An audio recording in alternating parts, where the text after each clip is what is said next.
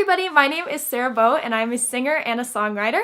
I write original songs. I've been doing so since 4th grade, and then I've been putting them to music for the past couple of years, and I post them online. So I get a lot of questions on beginner tips and advice on writing new songs, so I thought I would come up with my top 5 beginner tips, and that's this video. But just saying, you don't know what my songs sound like. They could be complete garbage. So you should probably listen to them before you take my advice. I'll leave a playlist down below to my original songs if you would like to hear them. Now these are just beginner tips, but I do plan on coming out with some intermediate and advanced tips in the future. But I thought I would start with the beginner tips so those people that come to me that haven't written any songs, don't know what they're doing, can start here and then move on from there. So I came up with 5 that I thought were probably the most helpful that I learned through writing songs and through other people, and I compiled them into this list. So let's get started. My first tip for aspiring songwriters is to start with poetry. So this might sound weird and you might think, I don't want to be a poet, I want to be a songwriter, but listen to me, it will help you so much. Even if you are an intermediate or advanced songwriter, writing poetry helps a lot. Lyrical poems can help a lot because they do teach you to rhyme your words and they can help you come up with clever ways to rhyme things. But I think free verse poems also help a ton because they kind of just like stretch your creative muscles, and on top of that, you learn to get really emotional.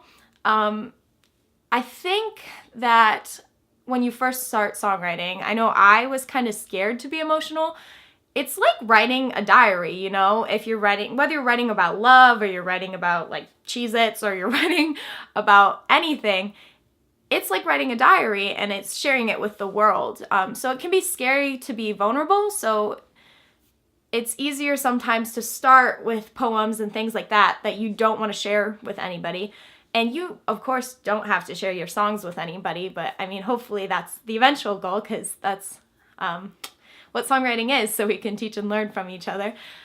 But it really helps you to get into that mindset of writing a narrative, explaining a story, and being vulnerable that you don't necessarily get in on the typical day-to-day basis. My next tip is to record every idea you get for a song.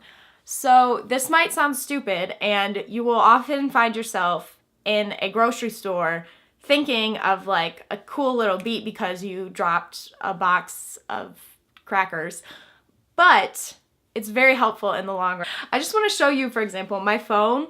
This is all song ideas, like you verse, I don't want to be like you, upbeat, back to me, broken hearted, like forever, forever too, like just random lyric ideas or random melody ideas. That's why I love the phone recorder, because if I come up with a melody like per se, like in a random parking lot, I can just like record it real quick, and it often kind of freaks my friends out when I like do that in public, but you know, you gotta make sacrifices.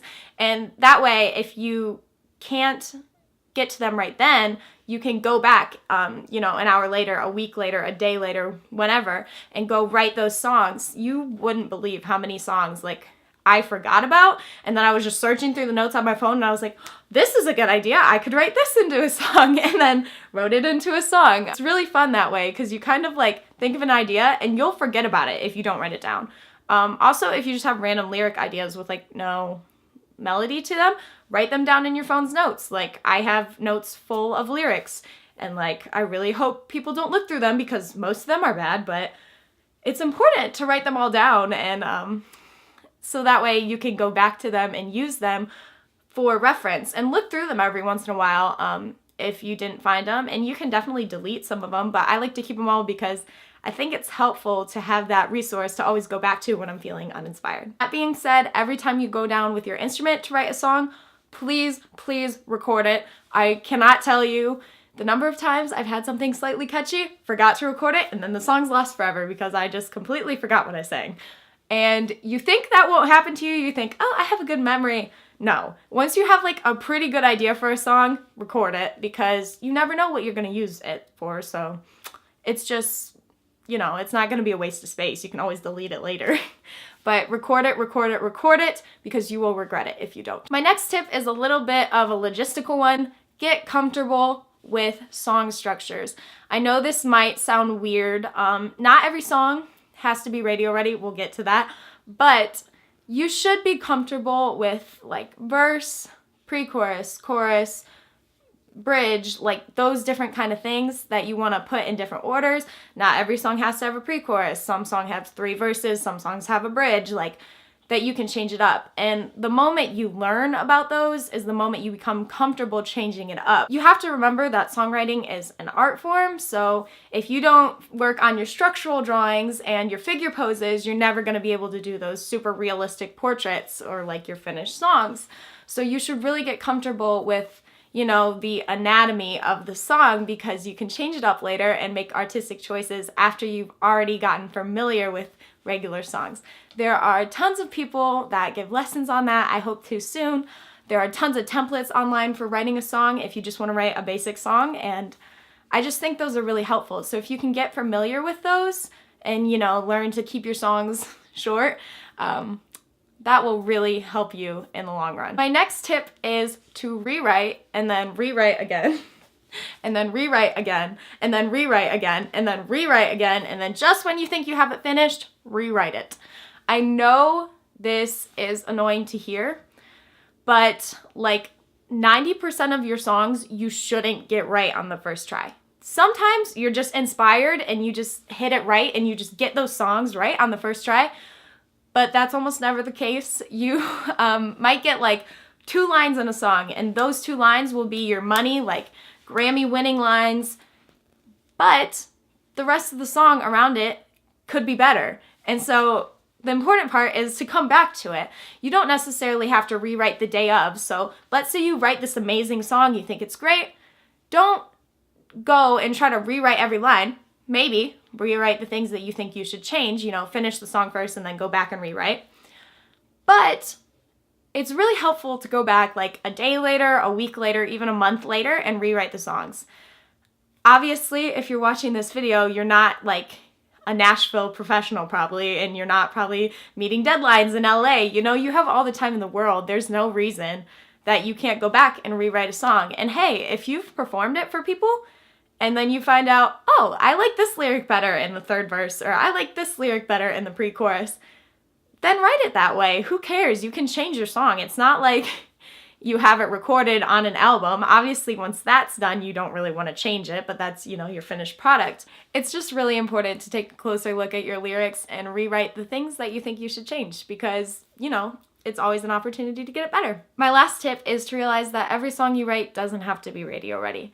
I know this is a weird thing to hear, and you probably don't want to hear it as a beginner songwriter, because everyone wants to think they can write the next love story or the next Closer or the next Sorry Not Sorry and just kind of send it off to the radio and get a hit or sell it to a record deal or go get their big break.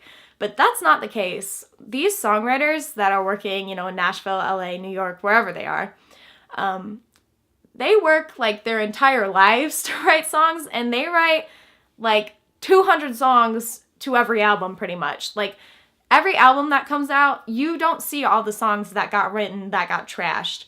Every song I put on here, I don't necessarily think they're all album ready or radio ready, but those are pretty much my best ones, and a lot of them right now are older because I haven't posted my newer songs yet, but you would be surprised to see how many songs do not make the cut. And I think something that can be hard for me is knowing when to walk away from a song, because I tend to like have this idea, and every idea you get is like a child, and you're like, oh, I really want to like nurture this, make it grow, get a full song out of it. But that's not always the case. You don't always get good ideas. Sometimes you have to write 20 bad songs to get one. Sometimes you have to write 100 bad songs to get one good song. Something I thought I'd illustrate this with is this bin. So in here, I have lyrics. So this is my good song book.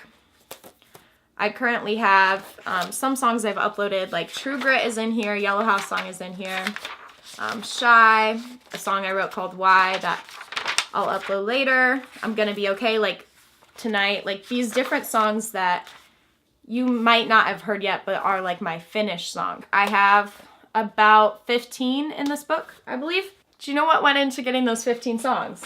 And it's still going into getting more songs. This is a Moleskine Kahir completely filled up. This is just notes about like life events, and some of these pages aren't filled up. I can't really show you the filled up ones because they're pretty specific. I have this composition notebook that I'm just starting on that has different things in it. And I have all of these lyrics that are just full pages of mostly terrible lyrics.